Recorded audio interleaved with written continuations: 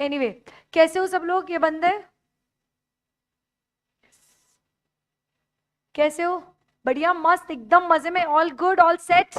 हाँ, फोन वोन रख दो, बोल दो कि मैं बाद में रिप्लाई करूंगा। अच्छा, वहां पे कमेंट्स कर ना, लाइक। हाँ, चलो बहुत बढ़िया। कैसा रहा आप लोगों का संडे? अच्छा, क्या किया संडे को? घूमे? एकदम ही शर्म नहीं आ रही है ना, मतलब कि ऐसा कुछ बोलते कि मैम थोड़ा पढ़ लिया, झूठ ही बोल देते। हाँ,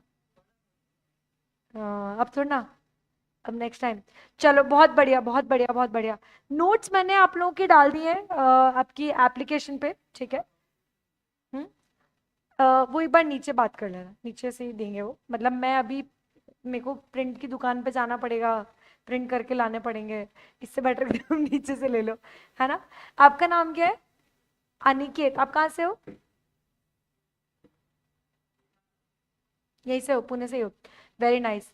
ठीक है, चलो। ऑल राइट मैम, मैंने पार्टी में देखा था।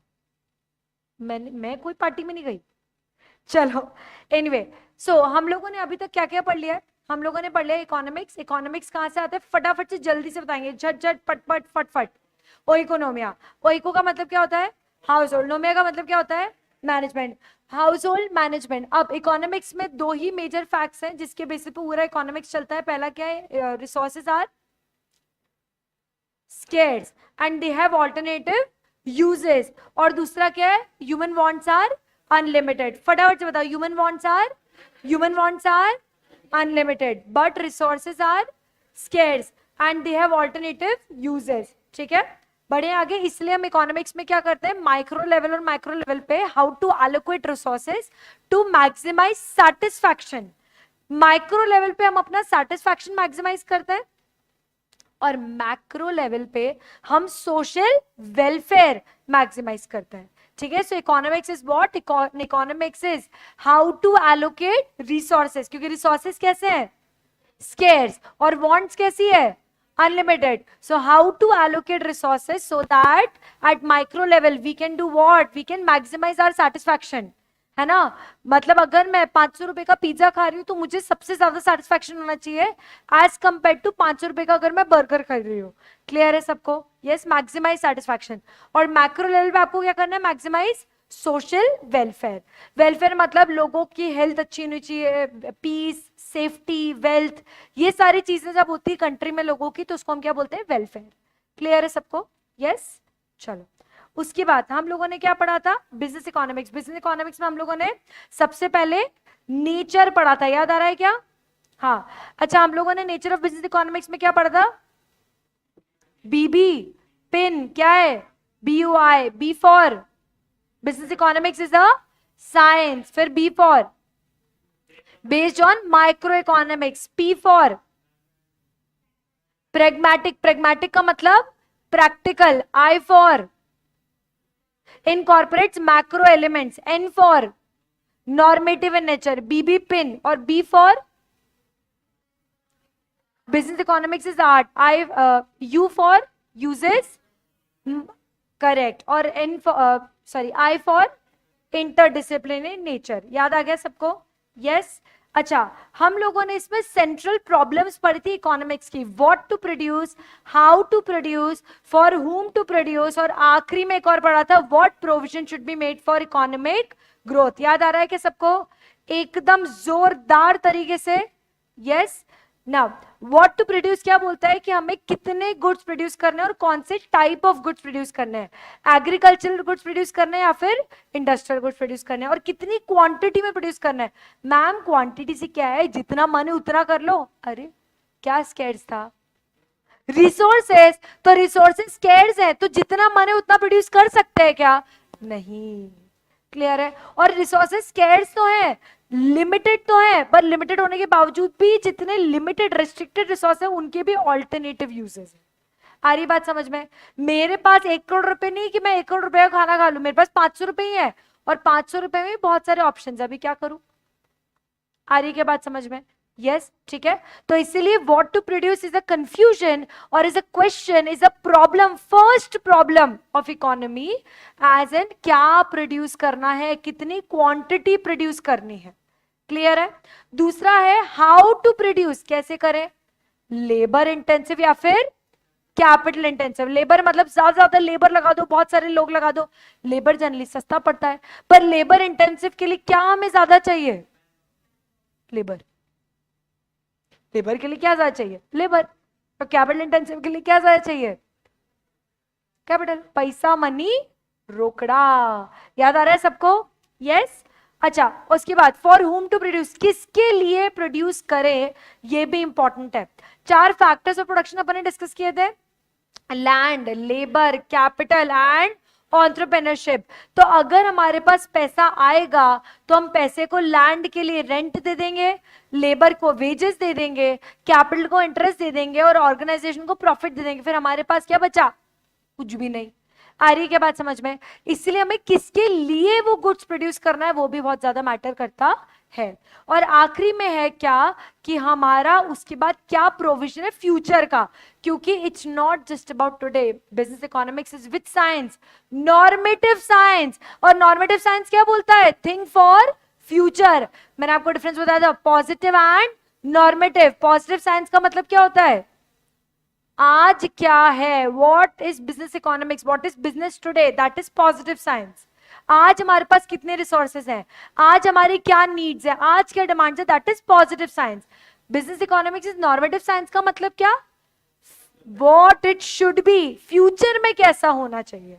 आ रही बात समझ में। तो अगर हमें देखना है कि हमारा फ्यूचर में ओवरऑल इकोनॉमी कैसी होनी चाहिए, हम तो सेंट्रल प्रॉब्लम्स इकोनॉमी के पॉइंट ऑफ व्यू से पढ़ रहे हैं, पूरी economy, right, what to produce, how to produce, for whom to produce.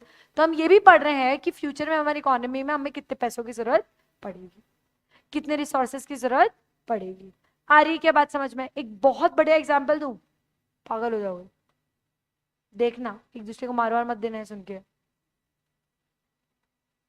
Nagpur में जब मेट्रो आई और मेट्रो बन गई, तब नागपुर में मेट्रो की जरूरत नहीं थी। नागपुर, पता है नागपुर, नागपुर जो है इज पूरा कवर्ड विथ मेट्रो, ठीक है, Nagpur is covered with metro, है ना।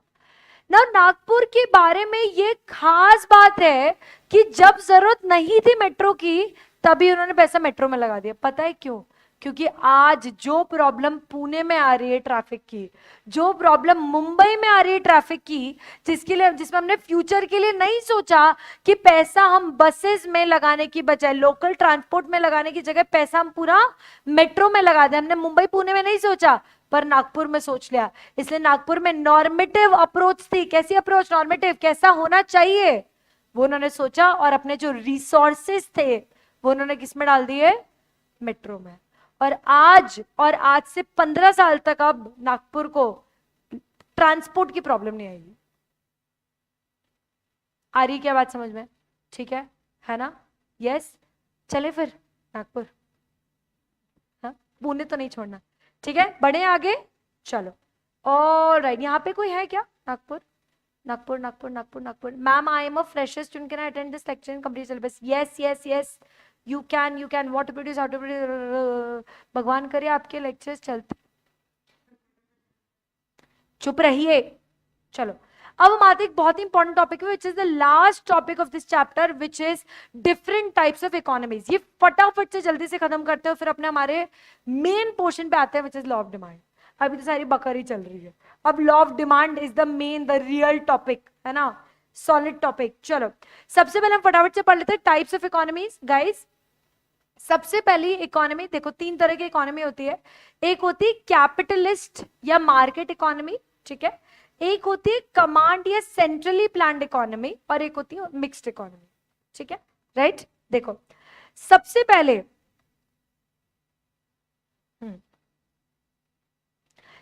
पहले अगर हम बात करते हैं फ्री इकोनॉमी की, फ्री मतलब कैपिटल इकोनॉमी, कैपिटलिस्ट इकोनॉमी, तो इसमें क्या होता है, इसमें parties are free, absolutely free to do anything they want. what to produce, how to produce, for whom to produce, ये सारी चीजें किसके पास पावर है डिसाइड करने का? प्राइवेट पार्टीज के पास, प्राइवेट कंपनीज के पास। आ रही क्या बात समझ में? ठीक है, यहां पर सब चीजें डिमांड और सप्लाई के बेसिस पे चलती है।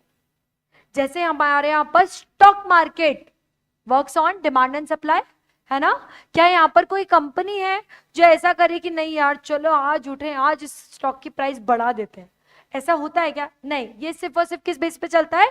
डिमांड सप्लाई पे। ठीक है, यहां पर गवर्नमेंट ने कोई भी ओनरशिप नहीं लगा रखी है या कोई भी रेस्ट्रिक्शन नहीं लगा रखा है कि तुम कितना लैंड अक्वायर कर सकते हो, कैपिटल इंटेंसिव यूज करोगे या लेबर इंटेंसिव यूज करोगे, कितनी मशीनरी, कोई भी तरह के रेस्ट्रिक्शन गवर्नमेंट ने नहीं लगा रखा है। There is no limit to private ownership of the property. यहां तक क्लियर है? ठीक है, तीसरा यहां का मेन ऑब्जेक्टिव क्या है? Maximisation of profit.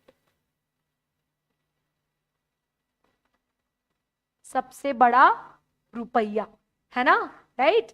नेक्स्ट, यहां पर अगर आपको देखना है कि हमारी इकोनॉमी ग्रो कर रही है कि नहीं कर रही है, अब देखो गवर्नमेंट तो इंटरफेयर ही नहीं कर रही है, गवर्नमेंट तो बिजनेस ही रन नहीं कर रही है, तो यहां पर इकोनॉमी फिर ग्रो कैसे करेगी? मैम मार्केट भरोसे, मार्केट में अगर प्रॉफिट जनरेट हो रहा है तो इकोनॉमी ग्रो कर जाएगी, वरना नहीं करेगी। विच मीन्स गवर्नमेंट का तो कोई इंटरफेरेंस ही नहीं है, गवर्नमेंट तो कोई प्लानिंग ही नहीं कर रही है, गवर्नमेंट तो खुद से तो कोई बिजनेस ही नहीं डाल रही है। आ रही है क्या बात समझ में? तो इसलिए even the economic growth is left to market forces. आ रही है क्या बात समझ में? मार्केट फोर्सेस मतलब डिमांड एंड सप्लाई। ठीक है, डिमांड सप्लाई अगर सब बैलेंस हो गया, जितनी डिमांड है उतना सप्लाई हो गया, जितना सप्लाई उतनी डिमांड मीट हो गई, तो इकोनॉमी ग्रो करती जाएगी। क्लियर है सबको? यस। और आखिरी, इसमें गवर्नमेंट का प्रोडक्शन में कोई पार्टिसिपेशन होता ही नहीं है। क्लियर है? हाँ, गवर्नमेंट हो सकता है कंज्यूम कर ले गुड्स, पर प्रोड्यूस नहीं करती है। क्लियर है? क्या बोला मैंने? गवर्नमेंट हो सकता है कंज्यूम कर ले पर प्रोड्यूस नहीं कर सकती। चलो फटाफट से बताओ, पहला हमने पॉइंट क्या पढ़ा? इकोनॉमी कैसी होती है? फ्री इकोनॉमी, मतलब किसके बेसिस पे चल रही है? जल्दी से, डिमांड एंड सप्लाई। दूसरा हमने क्या पढ़ा? इसमें क्या क्या नहीं है? गवर्नमेंट ने क्या नहीं लगा रखा है? Limit, restriction as to what you can purchase. दूसरा, तीसरा, इनका गोल क्या है? प्रॉफिट। गोल क्या है? प्रॉफिट। और चौथा, यहां पर ग्रोथ कैसे होती है? On the base of market forces. और पांचवा, इसमें गवर्नमेंट का डायरेक्ट पार्टिसिपेशन नहीं है। क्लियर है? अब इसी के एकदम ऑपोजिट आते हैं तो कौन सी इकोनॉमी हो गई? सेंट्रली प्लान्ड इकोनॉमी या फिर सोशलिस्ट इकोनॉमी। सोशलिस्ट इकोनॉमी जो है वो किसके बेसिस पर, किसके कंट्रोल में है? Government, central government. इसका मतलब फटाफट से बता दो जल्दी से, डिमांड सप्लाई भी कौन डिटरमाइन करेगा? गवर्नमेंट। कितना डिमांड जनरेट होना चाहिए, कितना सप्लाई होना चाहिए, everything is decided and determined by government. पहला, यहां पर अगर आप नई प्रॉपर्टी भी खरीद रहे हो तो वो भी गवर्नमेंट के स्कैनिंग में आती है, जैसे कि दुबई, बुर्ज खलीफा, है ना? दुबई पता ना, बुर्ज खलीफा। तो ऐसे केस में अगर आपको नई प्रॉपर्टी भी अक्वायर करनी है तो वो भी कौन डिटरमाइन करेगा? गवर्नमेंट। क्लियर है सबको? उसके बाद तीसरा, यहां पर गवर्नमेंट का मोटिव प्रॉफिट कमाना नहीं है, यहां पर क्या है? Social welfare. वेलफेयर मैंने क्या बताया था? पीस, हेल्थ, वेल्थ, सेफ्टी, यही गवर्नमेंट का मेन है। ठीक है, उसके बाद ग्रोथ इकोनॉमी की कैसे होती है? On the basis of government programmes. Government जो पॉलिसीज लाती है, स्कीम्स लाती है, उसके बेसिस पे ग्रोथ होगी, ना कि on the basis of market forces. और आखिरी में गवर्नमेंट जो है वो प्रोडक्शन में मेजर रोल प्ले करती है। बिल्कुल एग्जैक्ट डिफरेंसेस है। ठीक है, तो हमने सबसे पहले पढ़ा टाइप ऑफ इकोनॉमी। ठीक है, उसके बाद प्राइवेट ओनरशिप पर रिस्ट्रिक्शन है या नहीं। फिर तीसरा हमने पढ़ा गोल क्या है। ठीक है, फिर चौथा हमने पढ़ा इकोनॉमिक ग्रो कैसे करती है। और पांचवा हमने पढ़ा प्रोडक्शन में पार्टिसिपेशन है या नहीं है। क्लियर है? दोनों क्लियर है अच्छी तरीके से? कोई डाउट, समस्या, आपत्ति? आपका नाम भूल गई मैं। सूरज। क्लियर है? हो गए?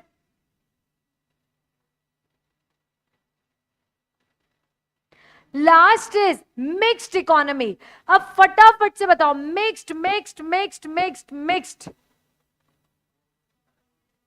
And India is a mixed economy. ओहो, India is a mixed economy. ओहो, India is a mixed economy. इसमें थोड़ा बहुत कैपिटलिस्ट इकोनॉमी और थोड़ा बहुत सोशलिस्ट इकोनॉमी, दोनों के एडवांटेजेस ले लिए हैं और एक मिक्स्ड इकोनॉमी बना दी है।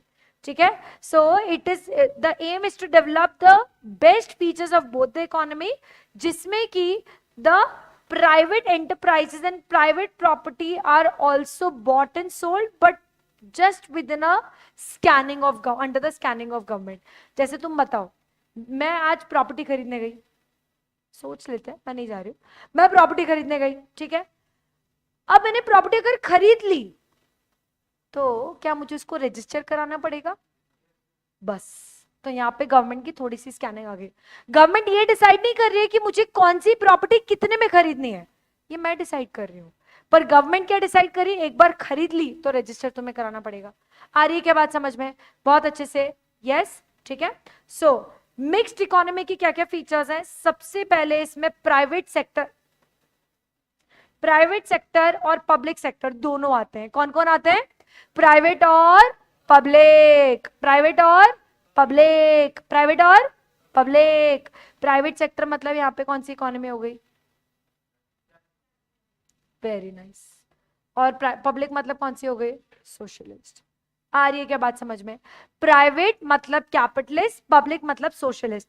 मैम आपने यहां पे वो नाम क्यों नहीं लिखे हैं? क्योंकि जब आपको एमसीक्यू आएगा और आपसे पूछा जाएगा which one of the following is a command economy, तो आपको मालूम होना चाहिए that command economy is a centrally planned economy which is socialist. इसलिए मैंने दूसरे नाम दिए यहाँ पे, ठीक है। मैं जानती हूँ कि यहाँ पे जो जनता बैठी है उसको मालूम है कैपिटलिस्ट और सोशलिस्ट कौन सी है, पर उनको ये वाले नाम नहीं मालूम है, तो मैंने ये नाम लिख के दिए हैं। तो एमसीक्यू में अगर ये नाम आए तो नाउ यूर अवेयर कि क्या नाम है।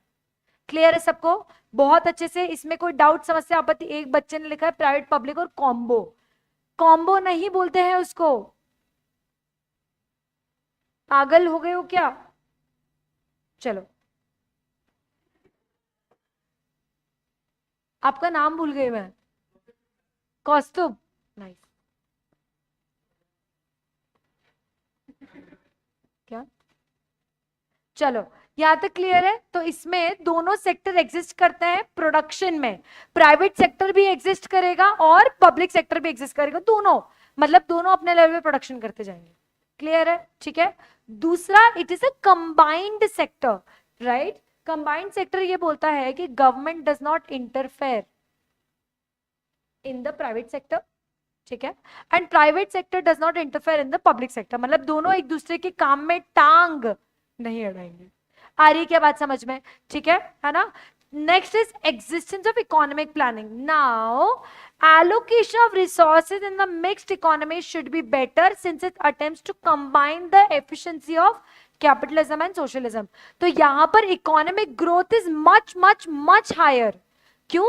क्योंकि यहां पर कैपिटलिस्ट इकोनॉमी प्रॉफिट जनरेट कर रही है, प्रॉफिट जो है वो जनरेट होकर थोड़ा सा पोर्शन किसके पास जा रहा है? गवर्नमेंट के पास, सोशलिस्ट के पास। गवर्नमेंट उस पैसों से जो भी प्रोडक्शन कर रही है वो सिर्फ सोशल वेलफेयर के लिए कर रही है, ठीक है। तो प्राइवेट कंपनीज ने क्या किया? यहाँ पे पैसा कमाया, 70% अपने पास रख लिया, 30% गवर्नमेंट को दे दिया, 20% गवर्नमेंट को दे दिया। गवर्नमेंट ने वो पैसा यूज किया, उससे उन्होंने अपना प्रोडक्शन किया पब्लिक सेक्टर में, और फिर उससे जो पैसा जनरेट हुआ वो इकोनॉमिक प्लानिंग में डाल दिया। तो डायरेक्टली और इनडायरेक्टली इकोनॉमिक प्लानिंग हो गई, सोशल वेलफेयर हो गई। आ रही है क्या बात समझ में? इसीलिए तो हम जो टैक्स देते हैं उससे देश की उन्नति होती है। अब समझ में आया? बट तुमको क्या करवाना है? Of camera. क्लियर है सबको? Yes. Now last is administered price. ये क्या बोलता है कि यहां पर चूंकि दो सिस्टम है, एक गवर्नमेंट और एक मतलब सोशलिस्ट और कैपिटलिस्ट, तो इसलिए प्राइसिंग में भी डुअल सिस्टम होता है, ठीक है। नाउ अगर हम मार्केट प्राइसेस की बात, सॉरी कैपिटलिस्ट की बात करते हैं, तो कैपिटलिस्ट में जो प्राइसेस होगी वो डिमांड सप्लाई के हिसाब से डिसाइड की जाएगी, ठीक है। मुझे एक बात बताओ, जब जियो आया था, है ना, तो जियो जब आया था तब सडनली एयरटेल ने, वोडाफोन ने, आइडिया ने, सबने पैसे गिरा दिए, अपने रेट्स गिरा दिए। क्यों गिराए? डिमांड ही नहीं थी अब हायर रेट्स पे। अब तो हमको प्राइस गिरानी थी, वरना सब लोग जियो में स्विच कर चुके थे। आ रही है क्या बात समझ में? और I also know for a fact कि जिन भी लोगों ने फ्री में जियो खरीदा वो बाद में वापस एयरटेल पे स्विच कर चुके थे जब एयरटेल ने प्राइस गिरा दी थी अपनी।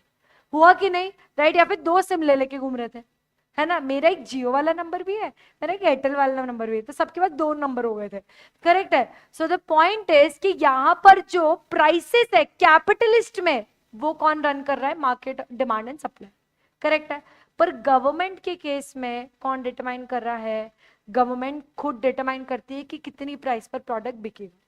आ रही बात समझ में? तो इसलिए प्राइस सिस्टम भी दो है, एक गवर्नमेंट जो कि सोशलिस्ट इकोनॉमी में चलता है और एक डिमांड सप्लाई जो कि कैपिटलिस्ट इकोनॉमी में डिटरमाइन होता है। इसलिए दो प्राइस मैकेनिज्म है। क्लियर है तो बोलो हाँ। डन डन डनाडन डन डनाडन डन। चलो यस, तो हम लोगों ने यहां पर दो टॉपिक्स कंप्लीट किए हैं। अब हम लोग पहले करेंगे लॉ ऑफ डिमांड। ठीक है? लॉ ऑफ डिमांड का हम लोग एक सब्सटैंशियल पोर्शन कंप्लीट करेंगे, फिर हम लोग एमसीक्यू करेंगे so that we have good 150 200 MCQs to solve. ठीक है? Yes, all good, all set?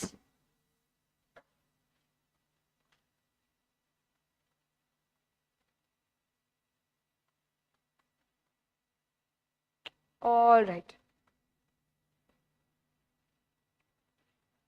चलो भाई। डिमांड क्या हुआ मुझे भी जानना है। नहीं नहीं, नहीं मुझे मुझे प्लीज प्लीज प्लीज प्लीज मुझे बताओ, मुझे बताओ क्यों? हीरोइन है? हाँ, चलो आओ हीरोइन से मिलवाते हो। अरे अरे, तुमको नहीं लगता कि अगर कोई क्लास में लेट आया है तो उसे एक छोटा सा गाना गाना चाहिए? पनिशमेंट नहीं दे रही हूं मैं, वो तो तुम्हारी एक सोशल रिस्पॉन्सिबिलिटी सबको एंटरटेन करने की। अरे यहाँ पे हाँ फ्री में प्रमोट हो रहा है, आ जाओ आ जाओ आ जाओ। अरे आ जाओ, क्या नाम बताया था? नाम भूल गई मैं, सॉरी यार, नाम भूल गई मैं आपका। कौस्तुभ, कौस्तुभ, कौस्तुभ के लिए तालियां। वेरी नाइस मैम, आ जाओ आ जाओ। अरे अरे अरे अरे, आ जाओ आ जाओ, ये लो, आ जाओ।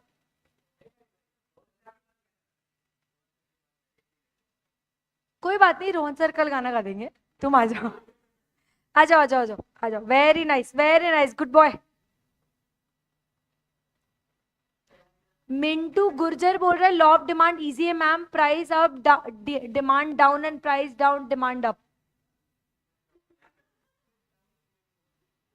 मतलब ही मैन की बस ऐसे ऊपर नीचे कर लो तो डिमांड इजी है।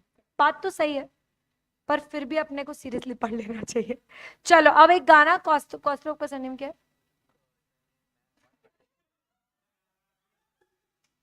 चलो एक बार पहले सरनेम बता दो। येलार पुरकर मैम। येलार पुरकर। कौस्तुभ वाय जो है वो हमारे पास आया है एक बहुत ही मधुर गीत प्रस्तुत करने। ठीक है? नहीं नहीं, वहां पे बच्चों को कैसे दिखेगा कौन गाना गा रहा है? ठीक है, हाँ माइक भी नहीं आएगा। ठीक है, चलो रेडी, ऑल सेट, सभी लोग तैयार? चलो the stage is all yours mister Kaustubh.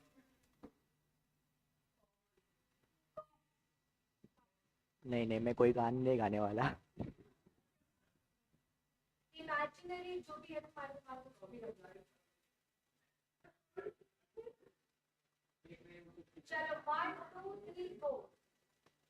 ABCD।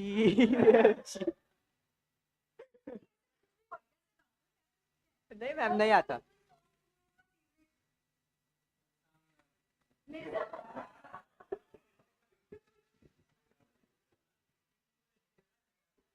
चलो 1 2 3 गो।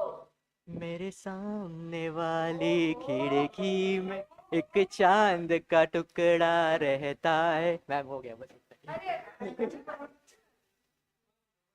अफसोस ये कि वो हमसे कुछ उखड़ा उखड़ा रहता है। मेरे सामने वाली खिड़की में एक चांद का टुकड़ा रहता है। Very nice. हाँ, लव डिमांड पे आते हैं। मैं थोड़ा लेट आई हूँ। चलो चलो चलो चलो चलो। हाँ हाँ अभी। अरे चलो अरे तुम लोग इतने टैलेंटेड लोग हैं, मैं कहाँ यार, मतलब कहाँ।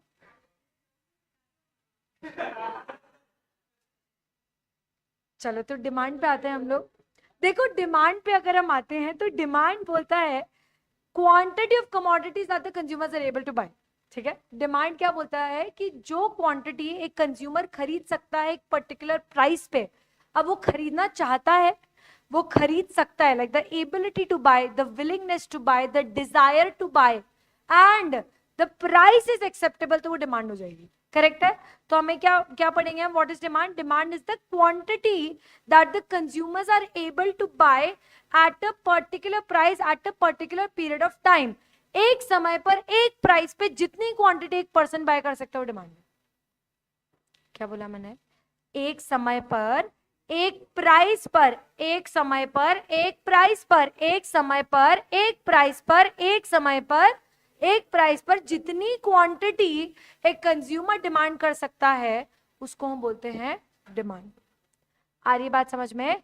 एक समय पर एक प्राइस पर। देखो एक चीज समझना, मेरे मेंटोर ने मुझे बोला था कि Saumya definitions can never go wrong. अगर आपने डेफिनेशन क्रैक कर ली आपको पूरा कॉन्सेप्ट समझ में आ जाएगा। Definitions can never ever go wrong. ठीक है, तो अगर हमने डेफिनेशन पढ़ी है mister Ferguson, not related to FC Road, mister Ferguson की डेफिनेशन है कि demand is the quantity which is being able to be bought at a particular time at a particular price, that is demand। but एक चीज जो हम भूल गए वो क्या है? other things being equal ceteris paribus, बाकी सब चीजें अगर कांस्टेंट रहेगी तो वो डिमांड मानी जाएगी। आ रही बात समझ में? Demand is the ability willingness to buy quantity of goods at a specific time.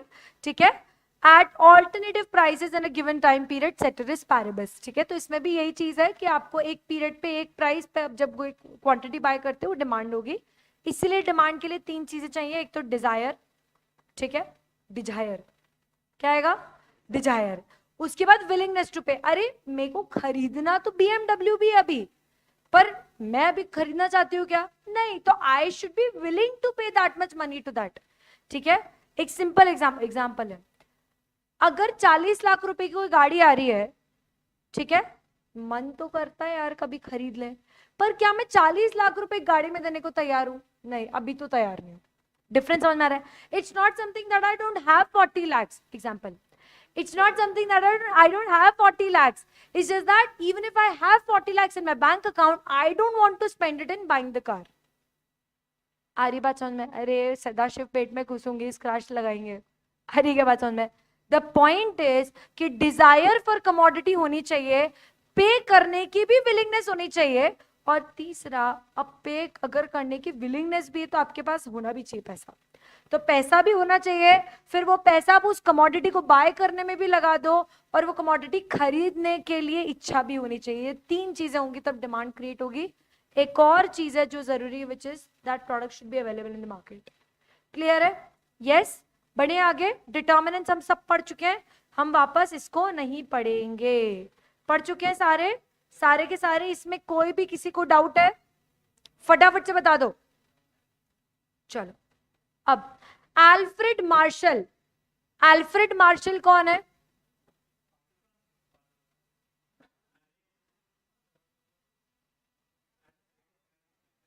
तो एडम स्मिथ कहां गए? एडम स्मिथ है पप्पा, पिताजी, पापा, बाबा, और जो भी आप बोलते हो। ठीक है, तो बेसिकली एडम स्मिथ है father of economics. Alfred Marshall was a follower of Adam Smith. ठीक है, and he was a very renowned professor who gave the definition of law of demand. Now, law of demand was anyway, so economics was introduced by or evolved by Adam Smith। ठीक है, economics का concept कौन लेके आए थे? Adam Smith. But law of demand की को जिसने डिफाइन किया था वो अल्फ्रेड मार्शल थे, जो कि खुद एडम स्मिथ को फॉलो करते थे। आ रही है क्या बात समझ में? बहुत अच्छे से। Yes, so the greater the amount to be sold the smaller must be the price at which it is ordered in order that it may find purchasers, or in other words the amount demanded increases with the fall in price. जितना price गिराते जाओगे उतना लोग उसकी quantity बढ़ाते जाएंगे. Clear है सबको? ठीक है, तो हमने तो ये चीज समझ ली कि प्राइस बढ़ेगी तो डिमांड गिरेगी और प्राइस गिरेगी तो डिमांड बढ़ेगी, but ceteris paribus, other things remaining constant. Clear है सबको? ठीक है. नाउ ये बोला जाता है that demand is a function of price. क्या बोला जाता है? Demand is a function of price. ऐसा क्यों बोला जाता है? क्योंकि डिमांड किससे अफेक्ट हो रही है? प्राइस ऑफ कमोडिटी से अफेक्ट होती है. क्लियर है? यस. बढ़े आगे. अब हम आते हैं मेन बातों पे. जादू. जब भी हम डिमांड की बात करते हैं तो एक्स एक्सिस पे हम रखेंगे प्राइस और वाई एक्सिस पे, सॉरी वाई एक्सिस पे रखेंगे हम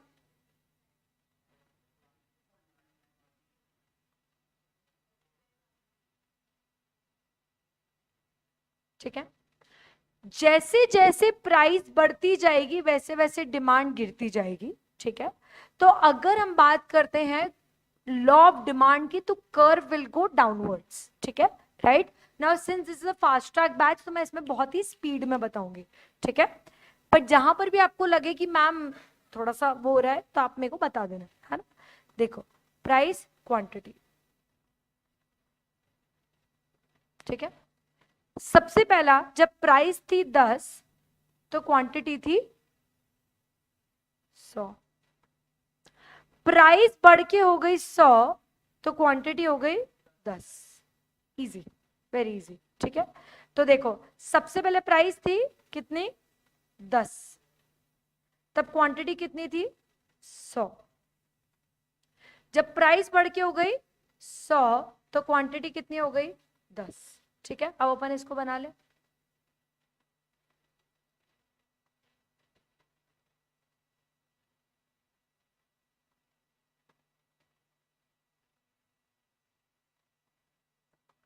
अब यहां पर आपने देखा कि मैंने एक एरो बनाया. अब जब हम ये एरो देखते हैं तो एरो इधर भी जा रहा है. ठीक है. जब एरो ऐसे जा रहा है तो या तो कोई बोल सकता है मैम ये तो नीचे जा रहा है, और कोई बोल सकता है मैम ये तो ऊपर जा रहा है.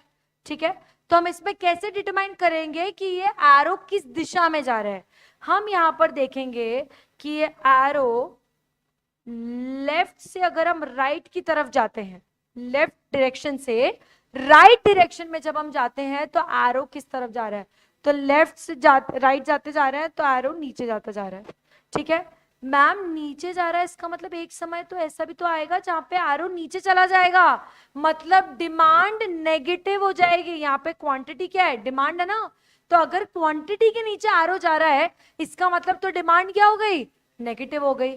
आ रही क्या बात समझ में? मैम ऐसा हो सकता है क्या?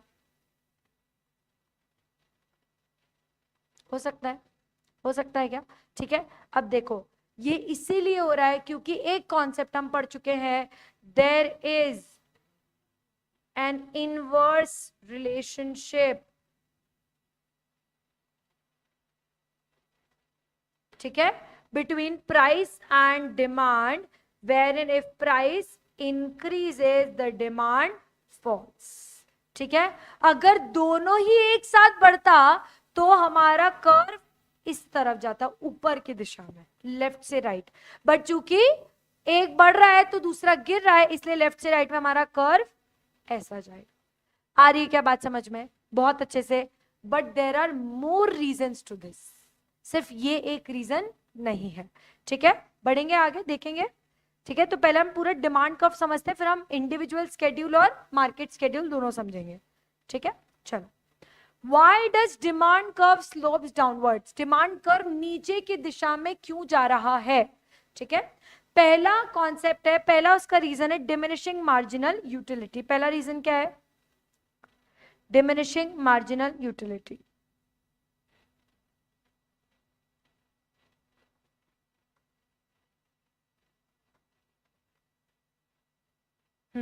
ठीक है. अब देखो,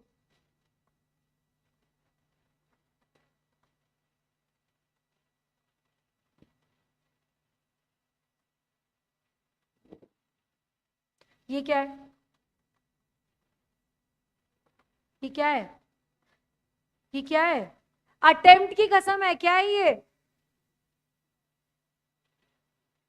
पिज्जा है। तुम लोगों को अटेम्प्ट की कसम है, बताओ मेरी ड्राइंग कैसी है? हाँ हाँ, ठीक है। तो अब देखो, छी बोला ना किसी ने?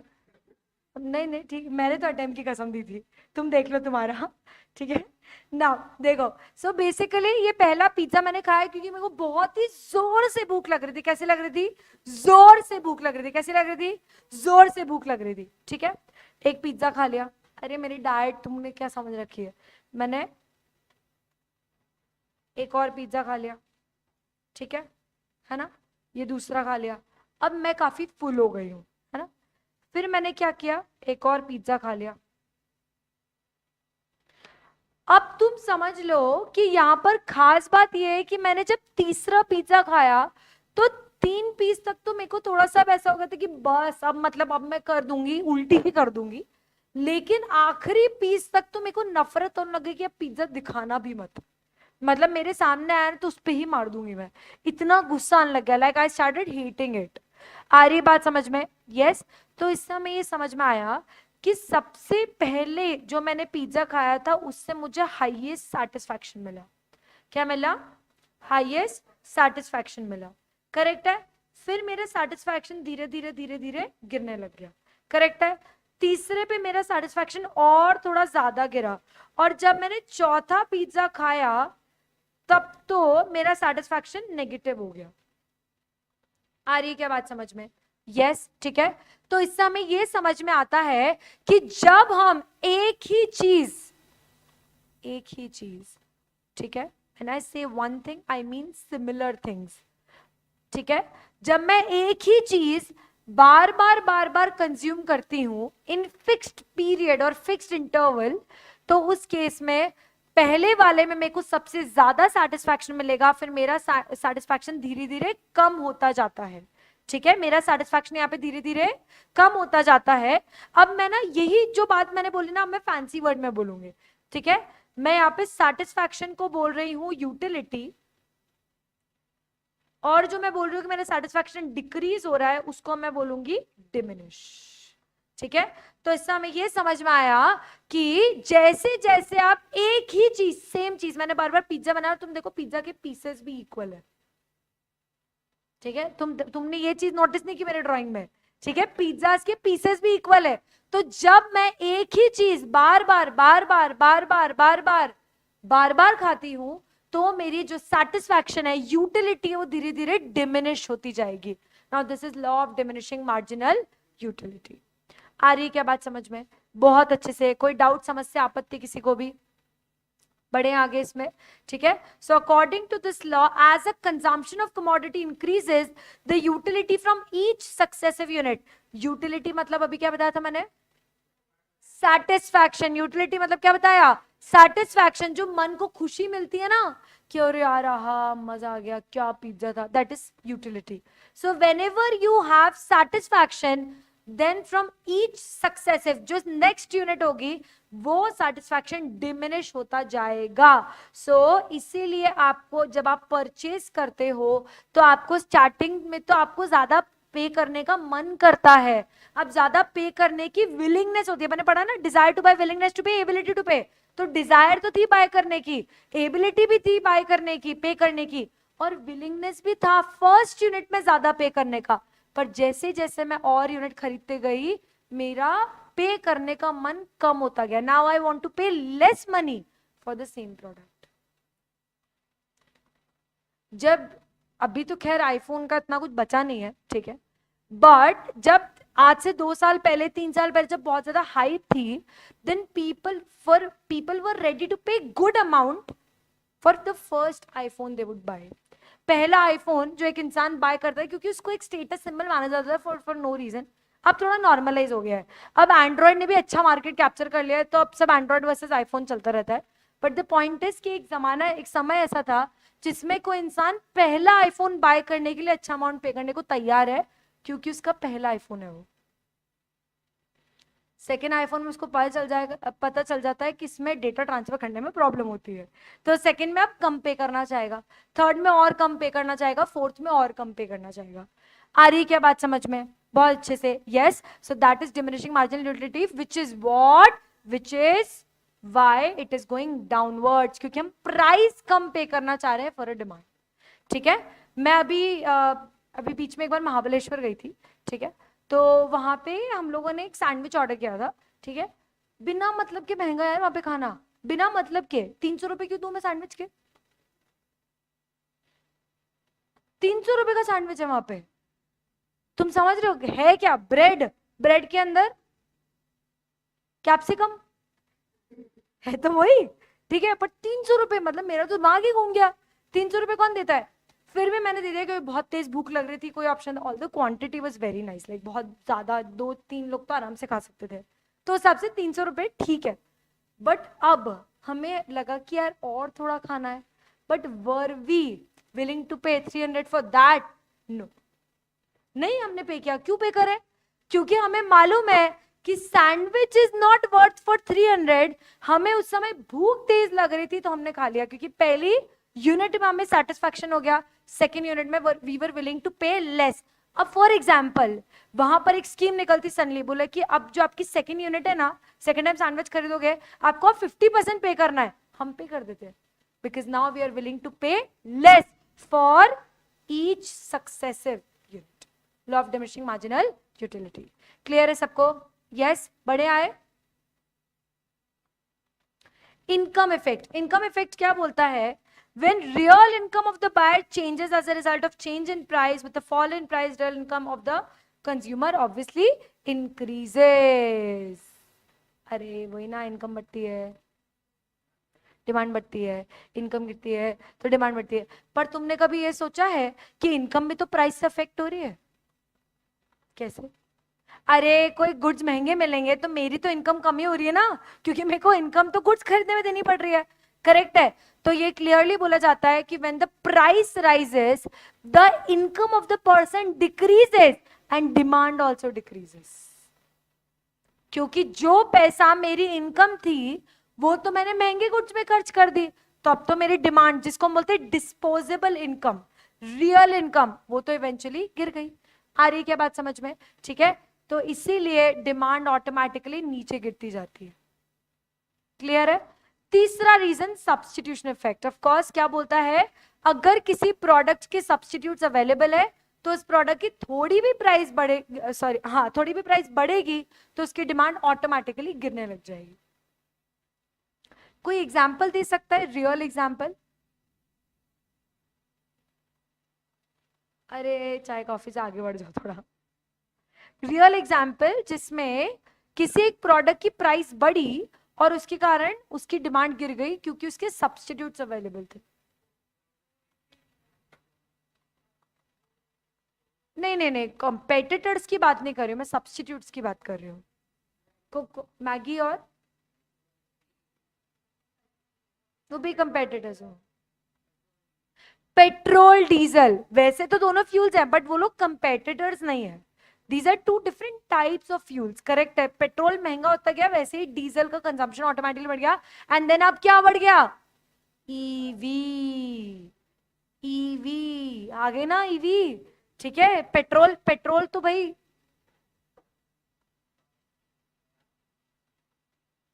गंजा कर देगा, ठीक है?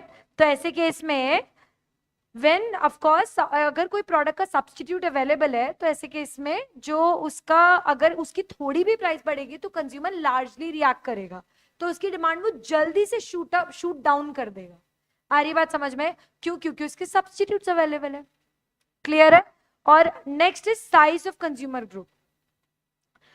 प्राइस ऑफ कमोडिटी फॉल्स, अगर किसी प्रोडक्ट की प्राइस गिरती है तो वो नए बायर्स को अट्रैक्ट करती है, पर अगर आपका कंज्यूमर ग्रुप ही बड़ा है, अगर आपका टारगेट मार्केट बड़ा है, तो सोचो आपकी डिमांड कितनी जल्दी शूट अप करेगी, क्योंकि टारगेट मार्केट बड़ा है।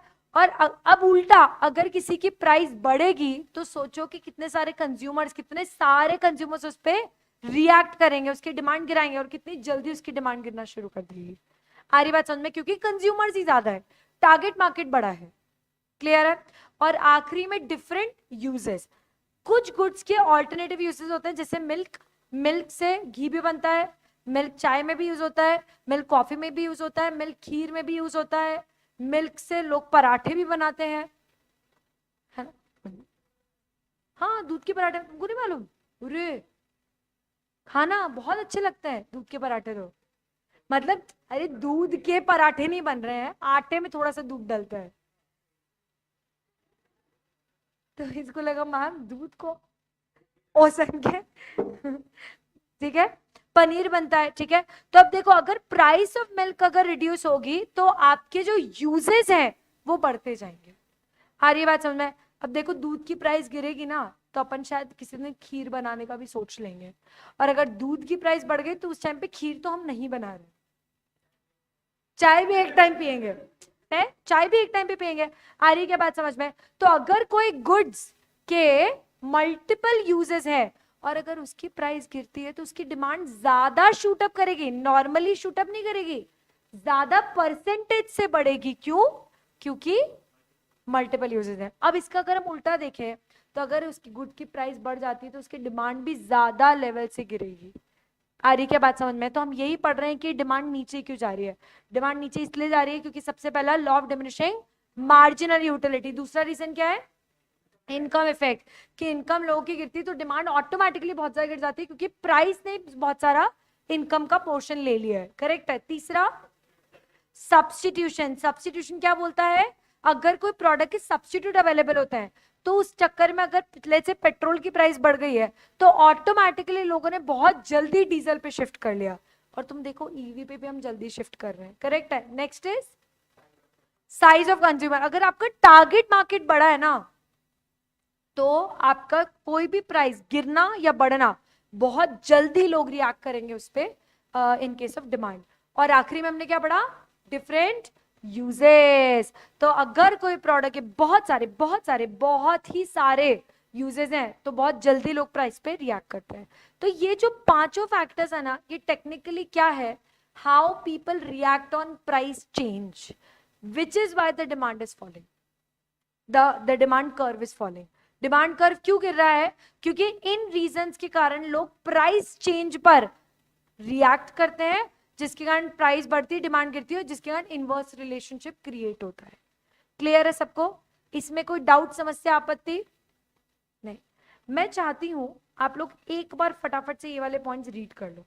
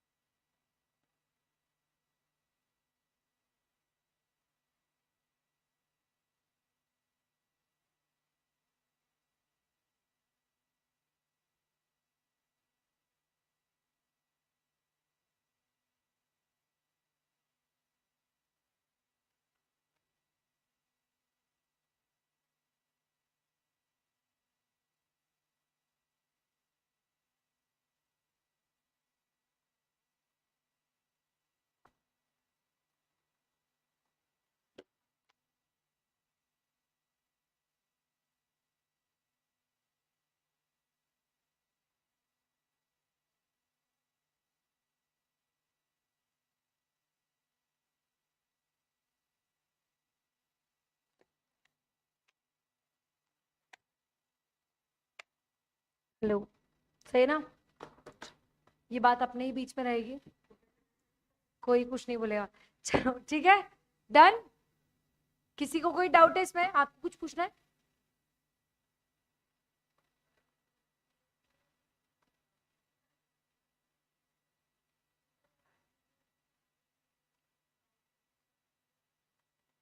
नहीं नहीं, तो बेसिकली फर्स्ट यूनिट पे टीयू मैक्सिमम रहेगा, एमयू फर्स्ट यूनिट पे कुछ होता ही नहीं है, बिकॉज वैसे अपन थोड़ा सा आउट ऑफ कॉन्टेक्स्ट जा रहे हैं, मैं अभी बाद में बताऊंगी, बट आपने पूछा है, मैं बता रही हूँ कि एमयू फर्स्ट यूनिट पे कुछ हो ही नहीं सकता। Reason being MU is additional utility from consumption of additional unit, तो हम सेकेंड यूनिट से फिर हमारा एमयू कैलकुलेट करते हैं, सेम रहता है, राइट। सेम भी इसीलिए मानते हैं बिकॉज एडिशनल यूनिट कुछ है ही नहीं ना, तो जितनी आपकी टोटल यूटिलिटी फर्स्ट यूनिट पे वही आपकी मार्जिनल यूटिलिटी भी रहेगी।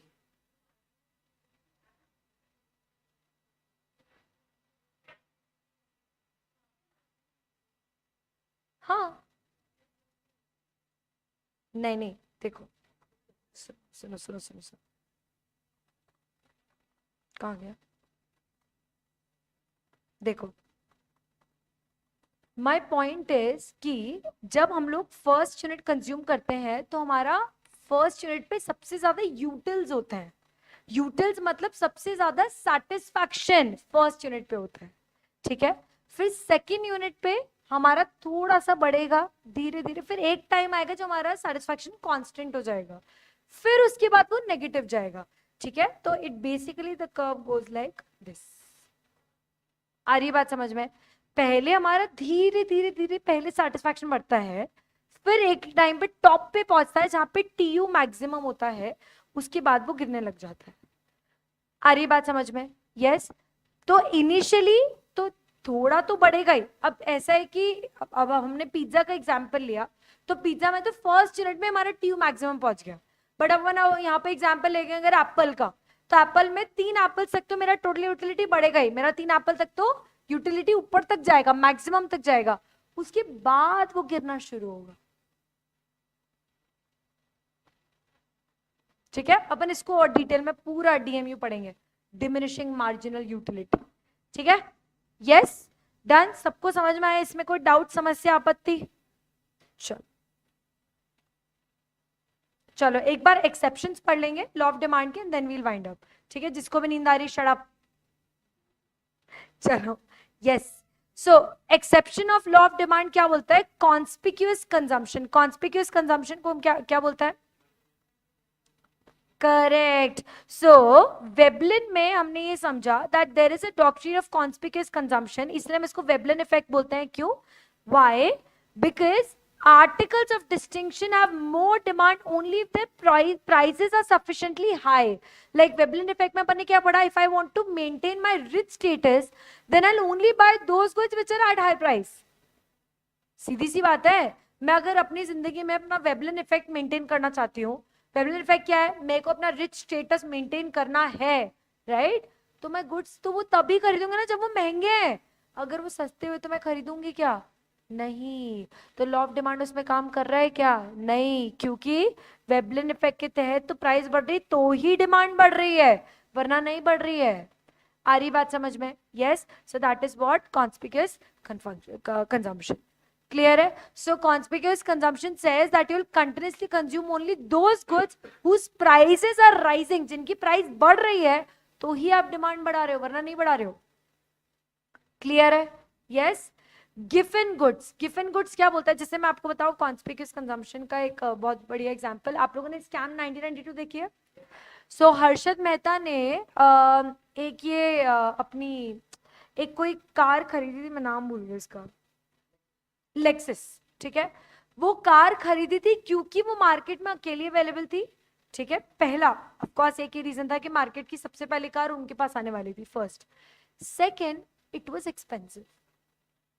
अगर वो सस्ती मिल रही होती और हर्षद मेहता को पता होता कि यार ये तो अफोर्डेबल है, ये तो कोई भी खरीद सकता है, तो क्या वो खरीदता? नहीं। आ रही बात समझ में? तो what is that effect called? Veblen effect. तो वेबलिन इफेक्ट के नाम पर कॉन्स्पिक्यूअस कंजम्पशन तभी होगा जब उसकी प्राइस बढ़ेगी। क्लियर है? यस।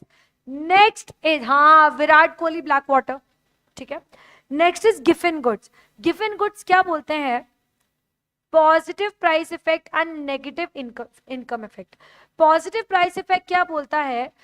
प्राइस अगर गिरेगी तो डिमांड भी गिर जाएगी, और प्राइस अगर बढ़ेगी, ठीक है। अब देखो इसमें अपन इसको इस तरह से पढ़ेंगे, जैसे इंफीरियर गुड्स है, ठीक है। इंफीरियर गुड्स कैसे? एफसी रोड का चश्मा, ठीक है, राइट। एफसी रोड का चश्मा। अगर इनकम मेरी बढ़ रही है तो इंफीरियर गुड्स में तो मैं इनकी डिमांड गिरा दूंगी ना, करेक्ट है, राइट। और अगर मेरी इनकम गिर रही है तो मैं इनकी डिमांड बढ़ा दूंगी, राइट। सिंपल है, क्लियर है। अब यहां पर अगर मेरी इनकम बढ़ती है ओवरऑल और मैं इनकी डिमांड गिरा रही हूं, तो क्या मुझे प्राइस से बहुत ज्यादा फर्क पड़ेगा? शायद प्राइस अगर बढ़ेगी तो शायद मैं खरीद सकती हूं। आ रही बात समझ में, राइट? लेकिन अगर मेरी इनकम गिरेगी, ठीक है, तो मैं डिमांड कब बढ़ाऊंगी? जब इसकी प्राइस भी गिरेगी। आ रही बात समझ में, राइट? वरना इनकम मेरी गिर रही है ना, इनकम कम हो रही है, तो मैं क्या बढ़ती हुई प्राइस में गुड्स खरीदूंगी क्या? नहीं, तब तो मैं गिरती हुई प्राइस में ही गुड्स खरीदूंगी। आ रही क्या बात समझ में?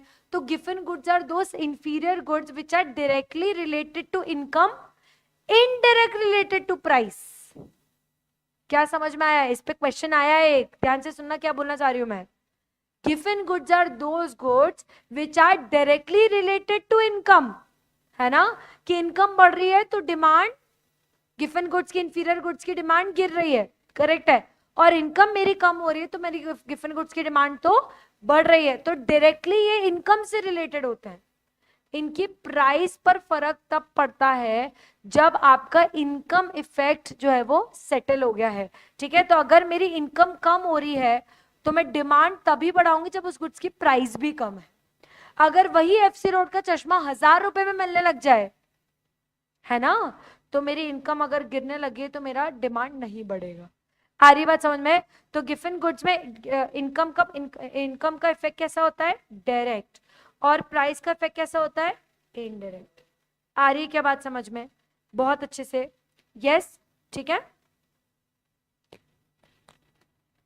Next is expectation.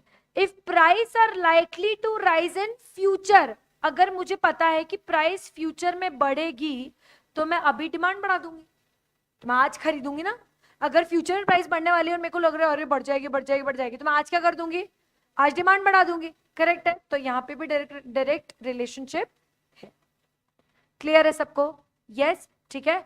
तो हमने 3 ऐसे केसेस देखे जिसमें लॉ ऑफ डिमांड शायद फेल हो सकता है। पहला, कॉन्स्पिक्यूअस कंजम्पशन, जो वेबलिन इफेक्ट जो हमने पढ़ा है, उसमें क्या होता है, उसमें अगर कोई प्रोडक्ट की प्राइस बढ़ती है तो ही लोग उसकी डिमांड बढ़ाते हैं क्योंकि वो महंगा है, करेक्ट है। प्राइस गिरेगी तो डिमांड भी गिर जाएगी। नेक्स्ट हमने क्या पढ़ा? Given goods. गिवन गुड्स कौन से होते हैं? Inferior goods. इंफीरियर गुड्स वो होते हैं जिसमें हमारी अगर इनकम बढ़ती है तो हमारी डिमांड गिर जाती है क्योंकि वो इंफीरियर गुड्स है। आ रही बात समझ में? और एट द सेम टाइम अगर हमारी इनकम गिरेगी तो हम उनकी डिमांड गिवन गुड्स की, इंफीरियर गुड्स की बढ़ा देंगे, लोकल गुड्स जो होते हैं।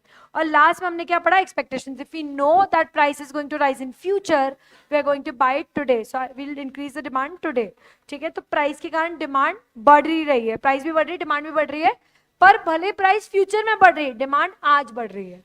क्लियर है? और प्राइस अगर फ्यूचर में गिरने वाली है तो हम डिमांड आज गिरा देंगे सो दैट हम फ्यूचर में बाय कर सके। क्लियर है सबको? बहुत अच्छे से। कोई डाउट, समस्या, आपत्ति किसी को भी? चलो, कल हम लोग मार्केट स्केड्यूल पढ़ेंगे, शिफ्ट इन डिमांड कर्व पढ़ेंगे, and most importantly elasticity of demand पढ़ेंगे, ठीक है। तो कल का दिन बहुत ही जोर से इंपॉर्टेंट है। कैसे? ठीक है। So I see you tomorrow. तब तक के लिए have a good day, bye bye, take care, see you. Live वाली जनता को गुड बाय, बाय बाय।